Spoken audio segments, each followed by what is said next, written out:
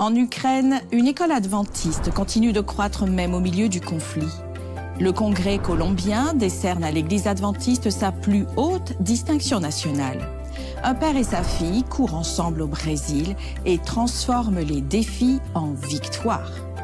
En Indonésie, des étudiants continuent d'étudier dans des salles de classe temporaires 6 ans après une inondation. Et à travers le monde, ADRA apporte un soulagement aux crises humanitaires les plus urgentes d'aujourd'hui. Découvrez ces histoires et bien d'autres maintenant sur ANN.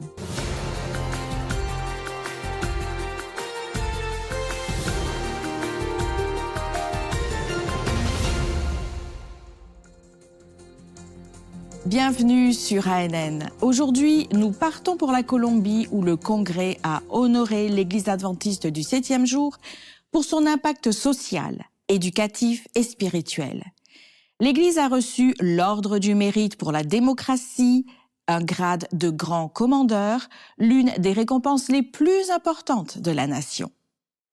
Présentée par la 2e commission constitutionnelle du Sénat, la reconnaissance est attribuée à des individus ou institutions dont le travail bénéficie directement à la société. C'est la 2e fois en 5 ans que l'Église adventiste reçoit cet honneur, soulignant son influence durable dans l'éducation, la santé, le service humanitaire et l'évangélisation. Le sénateur José Vicente Carreño, qui a remis le prix, a déclaré « Nous remettons cet ordre de la démocratie car vous réalisez un travail social exceptionnel. Servir l'humanité, c'est servir les Colombiens. » Des dirigeants adventistes étaient présents à la cérémonie. Henri Beltrán, président de l'Union sud-colombienne, a déclaré « Nous recevons cette décoration pour plus de 100 ans de service, construire le bien commun, partager la parole de Dieu et prendre soin de ceux dans le besoin. Semons et partageons l'amour du Christ avec ceux qui en ont le plus besoin. » Gonzalo Cardona, secrétaire de l'Union nord-colombienne, a ajouté « Nos hôpitaux, écoles et universités servent toute la société. L'évangélisation transforme des vies et des foyers. » Des membres d'Église ont également assisté à la cérémonie. Les présentations ont mis en avant des ministères tels que ADRA, Hope Media, Radio Esperanza, les librairies et les services communautaires. Le programme s'est terminé par un concert musical. Dans le cadre de l'événement, les sénateurs et députés ont chacun reçu une Bible personnalisée avec un code QR renvoyant à 20 études bibliques introductives. Les organisateurs ont déclaré que l'objectif est d'encourager les leaders à grandir dans la prière et l'étude de la Bible. L'Église adventiste, fondée à Bogota en 1921, compte désormais plus de 273 000 membres en Colombie. Elle gère des écoles, des centres médicaux, une université, des réseaux médiatiques et des projets humanitaires. Les dirigeants soulignent que l'accent de l'Église sur l'action sociale est une réponse chrétienne aux inégalités, aux crises humanitaires et aux besoins des communautés vulnérables. Rendons-nous maintenant aux États-Unis, à l'Université adventiste Southern, où l'éducation va au-delà de l'obtention d'un diplôme. À travers des occasions de service, grandes et petites, les étudiants apprennent à utiliser leurs talents pour impacter des vies. Le programme de service de l'université comprend des voyages internationaux, des projets communautaires locaux et des bourses comme la bourse d'études Rita Vital qui encourage les étudiants à rester engagés à aider les autres. Entre 2025 et 2026, 3 étudiants ont reçu cette bourse. Le premier bénéficiaire, Jordan Broyer, étudiante en dernière année d'anglais, affirme que le service a toujours fait partie de sa vie. Élevée dans une famille militaire, elle a appris à prendre soin des autres dès son plus jeune âge. À Southern, Broyer a participé à des voyages missionnaires au Kenya, travaillant avec l'école adventiste et le Rescue Kajiado, qui offre un abri et une éducation aux filles vulnérables. Elle a aidé à superviser les élèves et a participé à la construction de l'école. Pour elle, servir, c'est être les mains et les pieds de Jésus, et chaque expérience a renforcé sa joie d'aider les autres. La deuxième lauréate, Charlinette Dizon, étudiante en dernière année de psychologie, est arrivée des Philippines aux États-Unis à l'âge de 15 ans. Le service communautaire l'a aidée à faire face à l'éloignement de sa famille et est rapidement devenue centrale dans son parcours académique. À Southern, elle a rejoint l'équipe médiatique, a pris des responsabilités et a été vice-présidente de l'association étudiante. Dizon affirme que ces opportunités lui ont appris le travail d'équipe et l'ont aidé à grandir personnellement et professionnellement. Le troisième étudiant, Logan Johnson, étudiant en biologie biomédicale, est venu à Southern à la recherche de sa voie. Lors d'un voyage missionnaire à l'hôpital adventiste de Kendu, au Kenya, il a trouvé sa vocation. Johnson a travaillé avec des enfants vulnérables et a aidé à rénover l'école primaire intégrée de Nyaburi, récoltant plus de 50 000 $ pour améliorer les installations et les conditions de vie. Il affirme que le projet lui a donné un sentiment de but et a prouvé que de petites actions peuvent entraîner de grands changements. L'esprit de service ne s'arrête pas à la remise des diplômes. Eric Davis, promotion 2013, et Iliana Dialectakis, partie de la promotion 2022, ont transformé leurs expériences à Southern en engagement à vie. Davis, qui a étudié l'administration de systèmes informatiques, a participé à des voyages internationaux de service et travaille maintenant chez Advent Health en Floride. Dialectakis, diplômé en finance, continue de soutenir les écoles, de participer à des voyages missionnaires et de diriger des projets communautaires. Grâce au dévouement et à l'engagement des étudiants et des anciens élèves de l'Université adventiste Southern, de nombreuses personnes vivent une transformation communautaire et un impact durable. Malgré la menace constante de la guerre, une école adventiste du nord-est de l'Ukraine a grandi. De 7 élèves en 2021, elle compte désormais 9 niveaux complets en 2025. L'institution a été fondée en 2021 avec le soutien de bénévoles et de la Fédération centrale ukrainienne, qui rassemble des églises dans les régions de Kiev, Sumy et Tchernihiv. Au début, l'avenir semblait incertain. Les ressources étaient rares. Les enseignants étaient peu nombreux. Et surtout, il y avait peu d'élèves. Seulement 6 mois plus tard, l'invasion russe a commencé. En quelques heures seulement, les tanks ont encerclé Sumy. Les enseignants et les administrateurs ont dû prendre une décision difficile. Rester ou partir. Environ 1 mois plus tard, la ligne de front s'est déplacée à 30 km de là. Alors que la plupart des écoles locales restaient en ligne, cette petite école adventiste a repris les cours en présentiel, juste dans la cour de l'église. L'initiative a attiré l'attention de la communauté. Et lentement, de plus en plus de familles ont commencé à inscrire leurs enfants. Aujourd'hui, en 2025, même si la région est toujours considérée comme l'une des plus dangereuses du pays, les cours se poursuivent. L'école dessert désormais les classes de cours préparatoires à la 3e. Notre prochaine histoire vient d'Haïti, un pays confronté à une violence croissante. Parmi les victimes récentes, un pasteur adventiste de 30 ans a survécu à 2 jours de captivité. Le pasteur, responsable des églises et des écoles près de Port-au-Prince, se rendait pour présenter un rapport financier lorsque sa voiture est tombée en panne. Contraint de prendre les transports en commun puis une moto, il a été arrêté par des hommes armés. Ils ont tiré sur le conducteur et emmené le pasteur dans une cachette où une dizaine de personnes étaient déjà retenues. Pendant l'épreuve, il s'est appuyé sur sa foi en récitant des versets bibliques, en chantant des cantiques et en apportant du réconfort aux autres captifs. Vers minuit, l'un des kidnappeurs a tenté de l'exécuter. Mais l'arme s'est enrayée 3 fois, semant la confusion parmi les assaillants. Quelques heures plus tard, le pasteur a été libéré à Pétionville. Cette affaire met en lumière la recrudescence des enlèvements en Haïti, où les leaders religieux et les institutions sont de plus en plus pris pour cible. Entre avril et juin 2025, les Nations Unies ont enregistré au moins 185 incidents. Le pasteur a ensuite déclaré que sa confiance en Dieu lui avait donné du courage et l'avait aidé à rester fort pendant de longues heures d'incertitude. À Governador Valadares, au Brésil, plus de 50 personnes ont trouvé un nouveau départ en arrêtant de fumer grâce à un programme gratuit offert par l'Église adventiste du 7e jour. Pendant plus de 30 ans, le projet a combiné science, compassion et soins de santé pour aider à transformer des vies. Le programme Arrêter de fumer a réuni les participants pendant une semaine. Ils ont appris les dangers du tabagisme, les stratégies pour gérer le sevrage et la valeur du soutien social et spirituel. Le programme comprenait des conférences, des activités de groupe, des témoignages de victoire sur l'addiction et des moments de prière.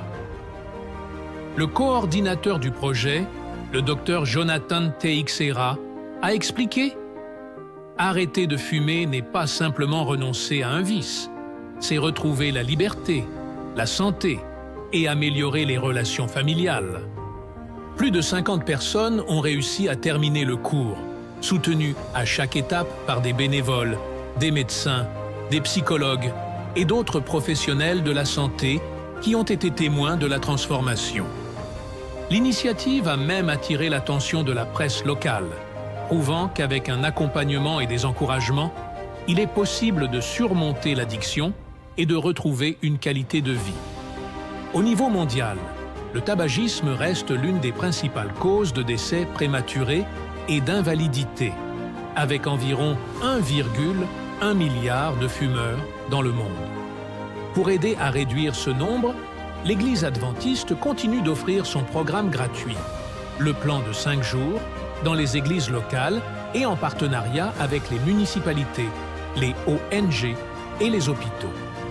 L'objectif est de soutenir les personnes dans l'arrêt du tabac tout en promouvant la santé physique, le bien-être mental et le bien-être général. Rendons-nous maintenant en Australie pour une visite à l'université Avondale. Fondée en 1897 par l'Église adventiste, l'institution façonne des vies à travers une éducation de qualité depuis plus de 125 ans. Avondale continue d'évoluer, mais sa mission reste la même, privilégier les personnes. C'est un lieu de croissance, de buts et d'opportunités où les étudiants sont encouragés à transformer l'apprentissage en action et à faire une différence dans le monde.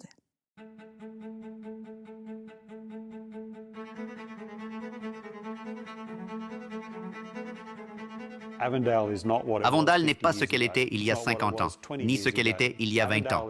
Avondale est en constante évolution. Juste en la comparant à l'année dernière avec plus de personnes sur le campus, j'ai l'impression qu'elle retrouve sa gloire passée. Nous devons être déterminés, concentrés et résolus afin de préparer les jeunes à un monde qui ressemble à celui dont nous faisons partie. C'est toujours une opportunité pour Avondale de se démarquer. C'est ce que nous apprécions. Le rêve est que quiconque s'engage ici reparte inspiré pour servir le monde pour le bien. Le soutien indéfectible de notre siège social en matière financière, mais surtout en termes d'engagement envers notre mission, constitue pour nous une étape importante.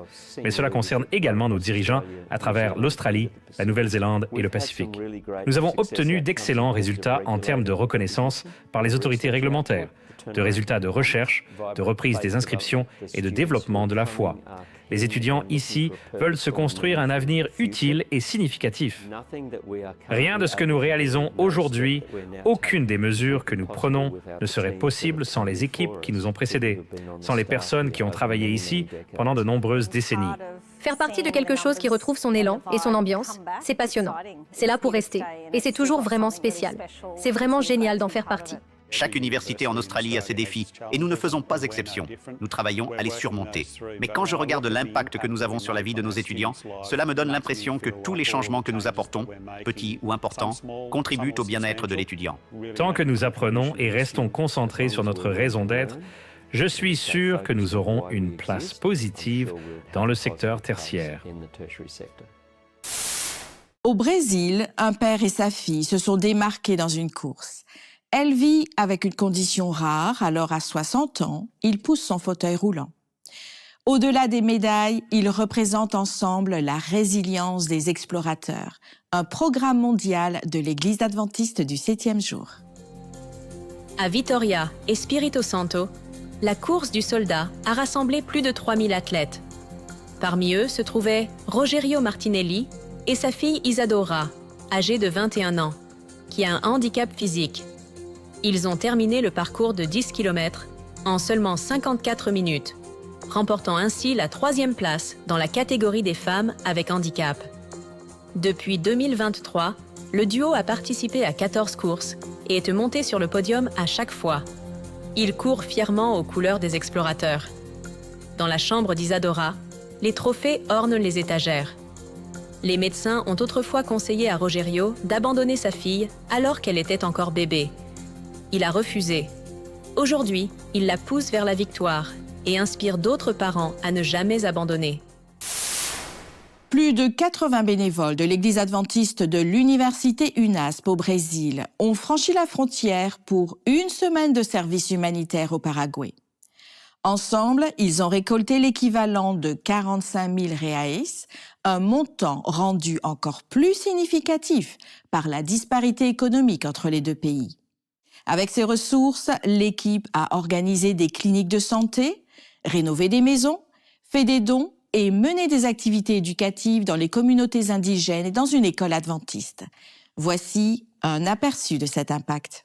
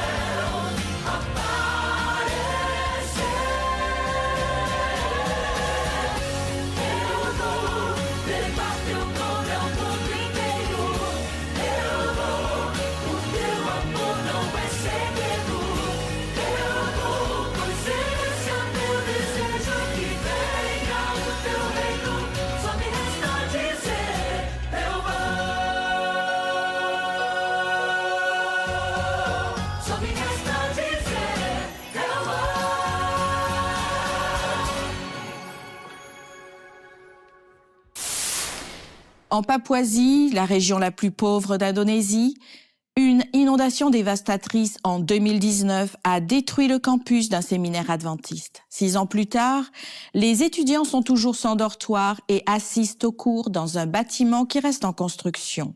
Certains prennent même des notes assis par terre. Découvrez comment cette école continue de persévérer dans sa mission et de former de futurs dirigeants.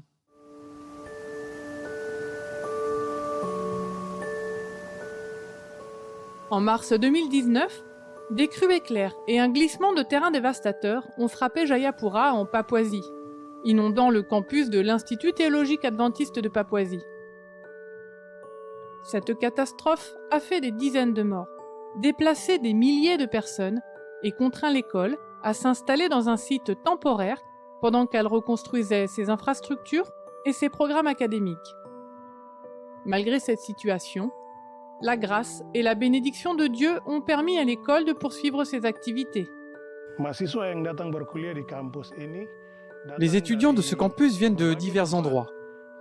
Certains viennent de régions reculées de Papouasie, dans les montagnes. D'autres viennent de zones côtières. Actuellement, l'Institut compte 22 étudiants et 18 professeurs et membres du personnel. Le nombre d'inscrits diminue en raison de catastrophes qui poussent les gens à déménager. Même si notre campus est petit, nos professeurs sont exceptionnels. Ils nous enseignent la Bible en profondeur.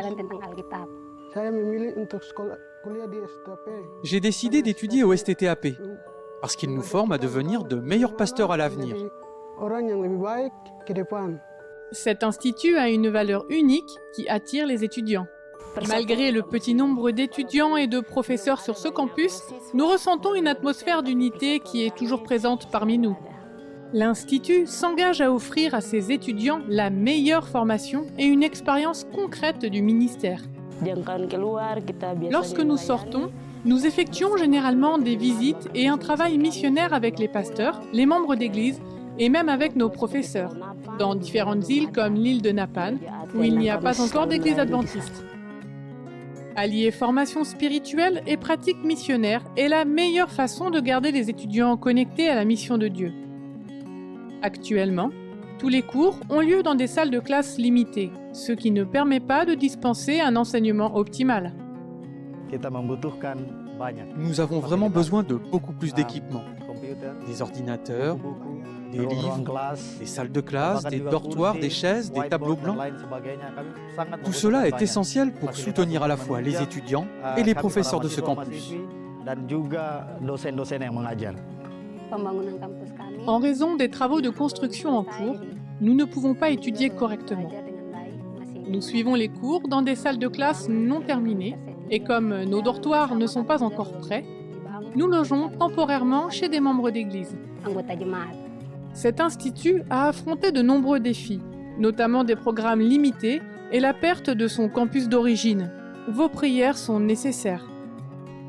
En tant qu'Église mondiale, nous avons besoin de votre soutien dans la prière. S'il vous plaît, priez pour ce lieu. Priez pour l'Institut théologique adventiste de Papouasie, afin que nous puissions développer nos infrastructures, augmenter le nombre d'étudiants et de professeurs, et proposer de nouveaux programmes. À mesure que l'école se développe, son objectif est de faire connaître le Christ à davantage de personnes. L'un de mes désirs personnels en tant que responsable de cette école est de voir beaucoup de Papous gagner le ciel. Le monde est confronté à l'une des vagues de crises humanitaires les plus difficiles depuis des décennies. De la pandémie à la faim, au déplacement et à la guerre, des millions de personnes ont un besoin urgent d'aide. En première ligne se trouve ADRA, le bras humanitaire de l'Église adventiste du 7e jour. Dans plus de 100 pays, ADRA apporte compassion et soutien pratique à certaines des communautés les plus vulnérables du monde. Le monde change.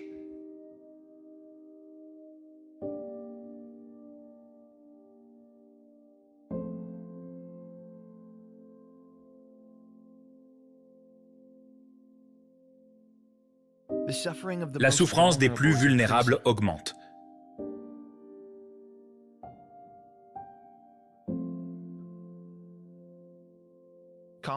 Les crises complexes n'exigent pas des solutions complexes.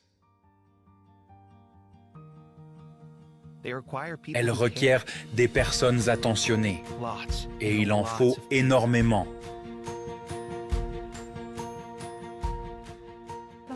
Mon nom est Iwona Majkowska. Je suis l'épouse du pasteur de cette congrégation. Lorsque la guerre a éclaté, Je ne pouvais pas ne pas aider. Bonjour, nous sommes à Bucaramanga, en Colombie. Derrière moi se trouve l'unité mobile de premier secours qu'ADRA utilise pour fournir des services de premier secours aux pèlerins, des personnes qui marchent entre le Venezuela, la Colombie et d'autres parties de l'Amérique du Sud. Salut les enfants, c'est votre ami Tino du Mozambique. Je suis ici au kiosque d'eau ADRA à Mokuba, une petite ville ayant un grand besoin d'eau propre. Je m'appelle Rumbiza Ibarba Msengi. Je suis la coordinatrice des urgences, mais je gère aussi le projet d'alimentation scolaire à Boigny. Je m'appelle Richard Jankowski. Je suis le président de l'Union polonaise. Je m'appelle Fatima Jabas et je suis mobilisatrice communautaire depuis 4 ans. L'Agence adventiste de développement et de secours n'est pas seulement une organisation humanitaire. Nous sommes un mouvement de millions de personnes à travers le monde. Des experts, des animateurs, des pasteurs, des professionnels médicaux,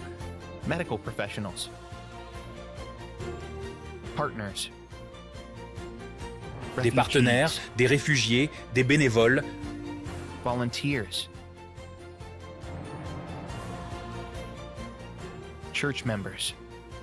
des membres d'église, des étudiants,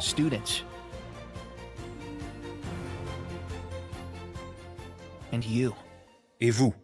Sans l'Église adventiste du 7e jour, il n'y a pas d'ADRA.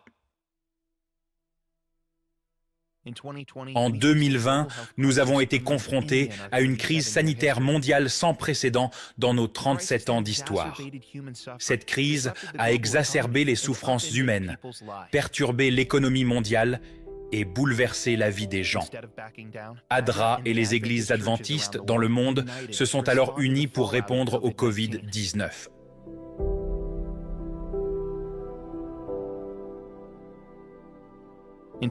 En 2020 seulement, ADRA et l'Église ont collaboré sur plus de 300 projets dans 96 pays.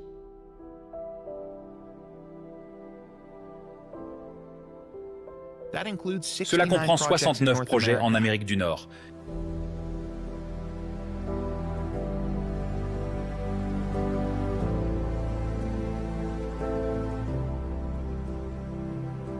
« 101 projets en Amérique du Sud.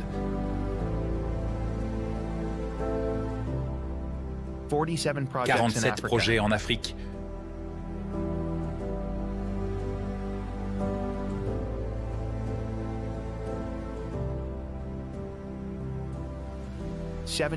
75 projets en Asie.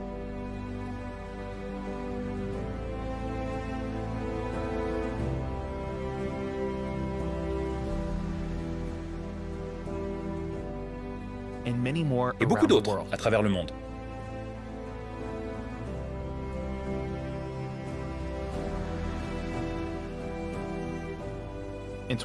En 2021, ce travail n'a pas ralenti. Nous restons unis avec l'Église dans notre réponse mondiale coordonnée pour prendre soin des plus vulnérables.